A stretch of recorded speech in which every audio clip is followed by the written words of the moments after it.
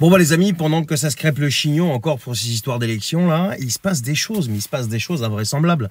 L'OTAN. Vous savez, pendant que Macron joue avec son espèce de grenade dégoupillée, eh bien l'OTAN a pris des décisions de l'autre côté. Il y a eu un sommet de l'OTAN là tout récemment et l'OTAN a annoncé qu'elle prend en charge la livraison d'armes à l'Ukraine et la formation des soldats ukrainiens. Et ils ont annoncé la création d'un centre de commandement en Allemagne, sous la direction du général américain 3 étoiles Chris Cavoli. Et l'OTAN d'ailleurs insiste pour que les États membres ne refusent ni d'armer, ni de financer l'Ukraine. Et l'OTAN exige aussi un minimum de 40 milliards d'euros par an pour soutenir l'Ukraine, aussi longtemps que nécessaire. En gros, même si t'as plus de thunes, tu peux crever, c'est pas grave, c'est aussi longtemps que nécessaire, et c'est l'OTAN, et c'est comme ça. Et en d'autres termes, ça veut dire quoi? Eh bien, l'OTAN décide, maintenant, à notre place complètement, ce qui nous mène potentiellement vers quelque chose, un conflit qui va être beaucoup plus généralisé, pour pas dire le mot ici.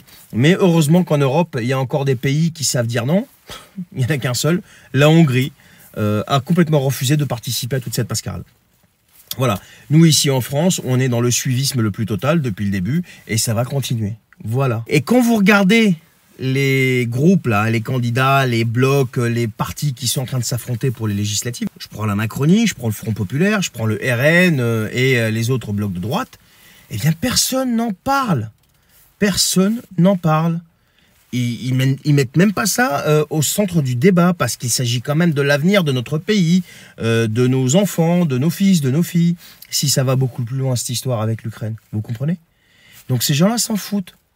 Et pour cause, ils veulent rester dans l'OTAN et ils veulent pas sortir de l'Union européenne, tous autant qu'ils sont. Voilà ce qui se passe dans votre dos actuellement.